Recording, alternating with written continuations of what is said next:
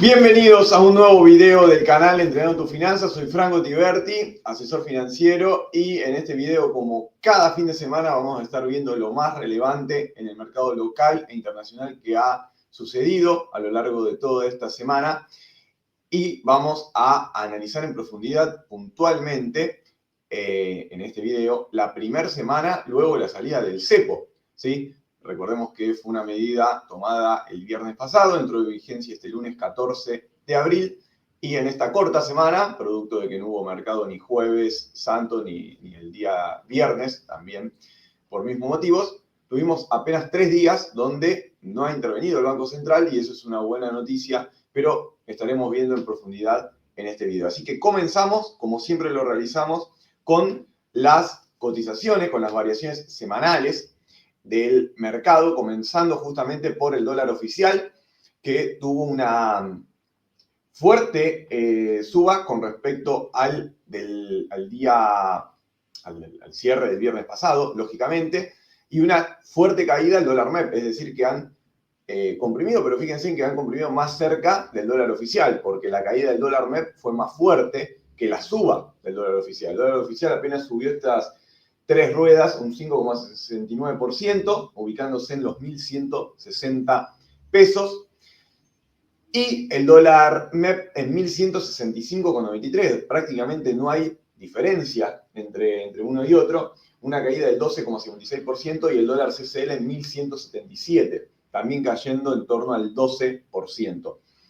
Por el lado de los bonos, en medio de toda esta liberación del cepo, se han visto favorecidos, han subido fuerte de precios. El AL30 volviendo a los 65,75, cotizaciones que había tenido tiempo atrás, subiendo un 4,37%, el GD30 en 66, subiendo casi un 4% también, y obviamente el riesgo país comprimiéndose en torno a los 726 puntos, y en margen de si esto continúa con fuerzas de desarrollo y crecimiento y auge del mercado, el riesgo país tendería a converger más cerca de los 300 puntos, lo cual marca todavía una margen de suba importante para los bonos soberanos. Atención. Y estos que traemos aquí, el AL30 y el GD30, son algunos de referencia, pero recordemos que los bonos también que más han subido han sido los más largos, los de vencimiento más largos, el L41, por ejemplo, sí, que han tenido mayor variación al alza.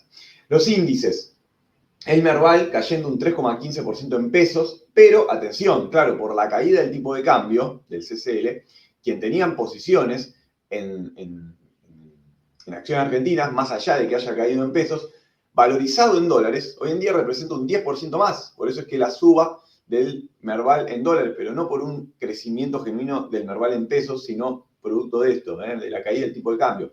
Los ADR en Argentina, en Estados Unidos, es decir, las acciones argentinas que cotizan en Estados Unidos, se han visto bastante favorecidas por esta cuestión, pero claro, en pesos no han tenido gran variación producto de este tema del tipo de cambio. Luego lo vamos a analizar en pantalla, con los gráficos. Por el lado del Dow Jones, el Nasdaq y el Standard & Poor's, otra semana negativa, luego de la semana pasada con bastante euforia que parecía ser la recuperación luego de esta guerra comercial por el tema de los aranceles. Finalmente cerramos con caídas del 2,62, 2,28 y 1,41% respectivamente en los 3 índices más importantes de Estados Unidos. Por el lado de mercados emergentes, 41,92 su cotización, subiendo un 0,41. Brasil también subiendo 2,15% y China cayendo un 1,64%. Para cerrar, los commodities. El oro en otra semana al alza de casi un 3%, 2,80% de suba en el máximo histórico, haciendo un nuevo máximo histórico. La plata también subiendo 0,87 y el petróleo, luego de también haber estado cotizando cercano a los $60, termina con una semana al alza en 63,68, subiendo un 3,66%. Esto fue lo más relevante en las cotizaciones. Ahora vamos a pasar a los gráficos, en donde vamos a ver en profundidad algunas de estas cotizaciones, obviamente sobre todo lo que es la renta variable. Vamos a comenzar por Estados Unidos. Aquí tenemos en pantalla el Standard & Poor's, el Dow Jones, este es el Dow Jones, subiendo La semana pasada, lo que marcábamos, lo que parecía ser la recuperación, justo rebotando por encima de la media móvil de 200, y con una caída esta semana del 2,62%. Vamos a ver gráficos similares en los tres índices. El Standard & Poor's cayendo esta semana, estamos en gráficos semanales, cayendo un 1,41, luego de la gran recuperación la semana pasada, y el Nasdaq también cayendo esta semana un 2,27, ¿sí? Como verán, tres gráficos bastante similares. Era normal que esta semana quizás sea un poco más cauta, luego de la fuerte suba que habíamos tenido semanas anteriores, la semana anterior puntualmente. Así que todavía veremos el mercado estadounidense, pero en una buena zona.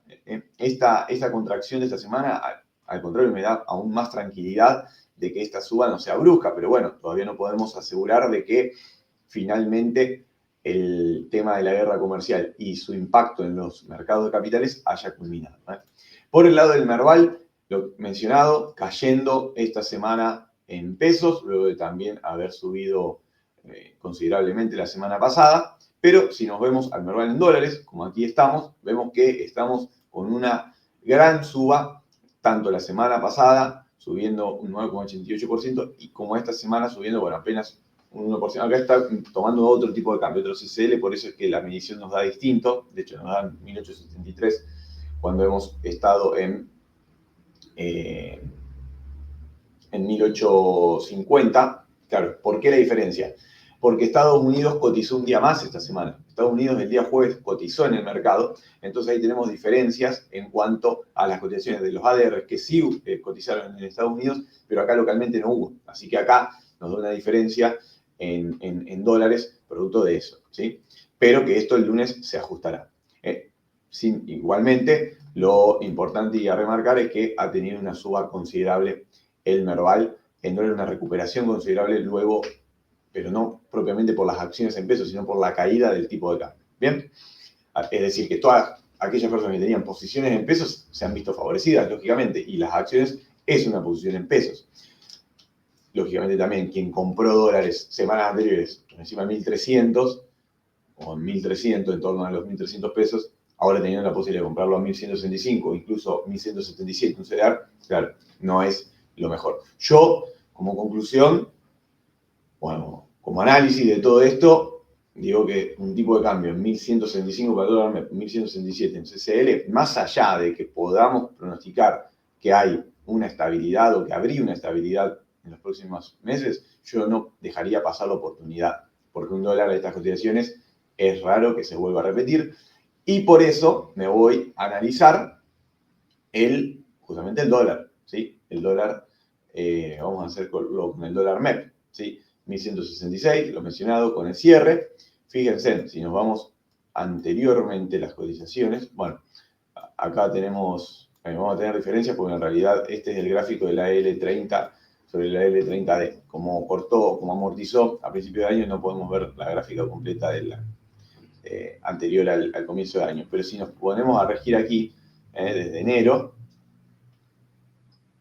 acá, a ver, vamos a ponerlo en día. Vamos en semana, perdón. Acá. Fíjense, bueno, en la caída habíamos llegado a 1.400 y acá habíamos llegado a los 1.050, ¿sí? Acá.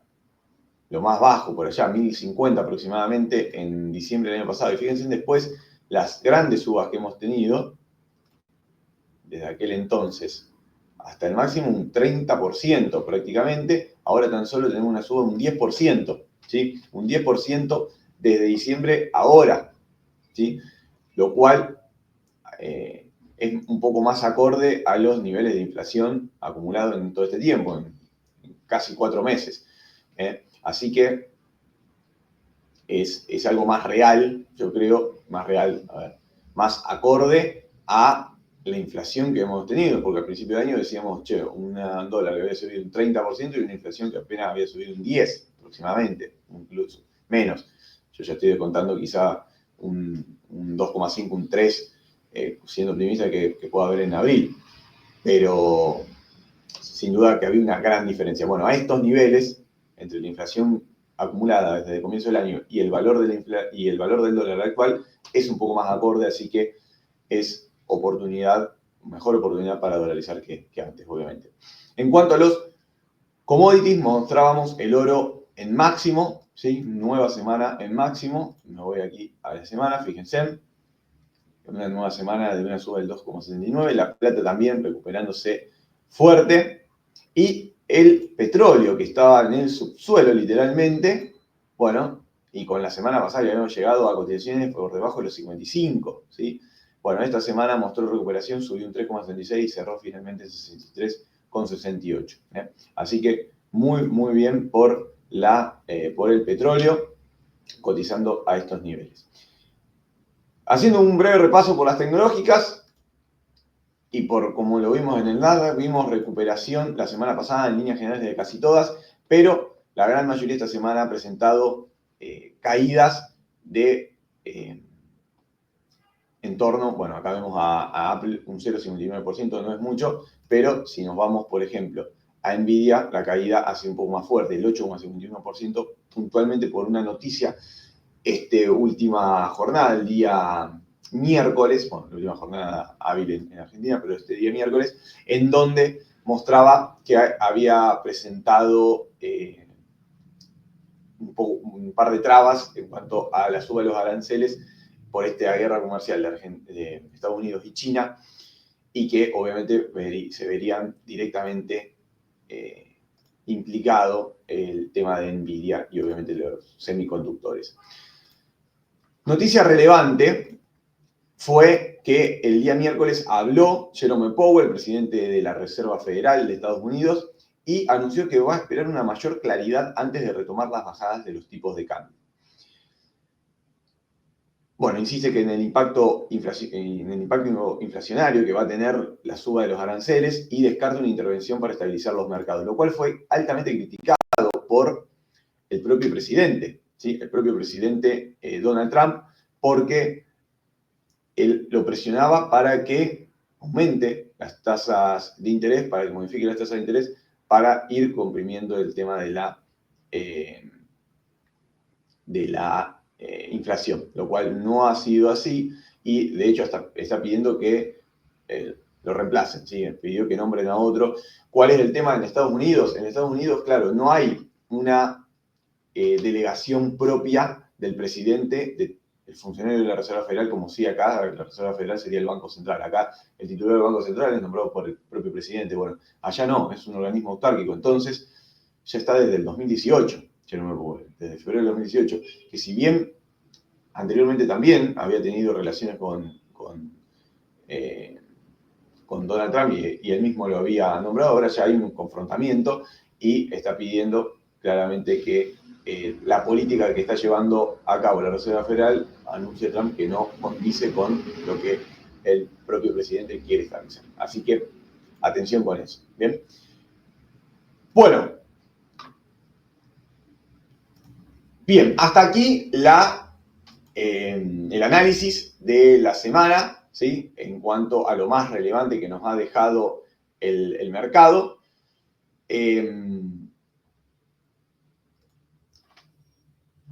Lo importante es tener claridad, como siempre decimos, tener calma en medio de todas estas volatilidades que puede presentar el mercado, sobre todo lo que es la renta variable, no desesperarse, saber lo que uno está realizando, conocer su plan de acción y obviamente mantenerlo, siempre y cuando los fundamentales que han tomado que los han llevado a tomar esa decisión no hayan cambiado, ¿sí? Por eso es que es fundamental mantenerse informado, es lo que nosotros tratamos de realizar con estos análisis semanales y donde, por supuesto, esperamos que sea de agrado a todos ustedes. Por cierto, si les gustó, suscríbanse a nuestro canal, denle like, comenten, así nosotros sabemos que este material es de ayuda y nos dan el feedback para nosotros seguir manteniéndolos realizando e informados durante toda la semana. Bien, que tengan un excelente, excelente fin de semana de Pascua y nos estaremos viendo muy pronto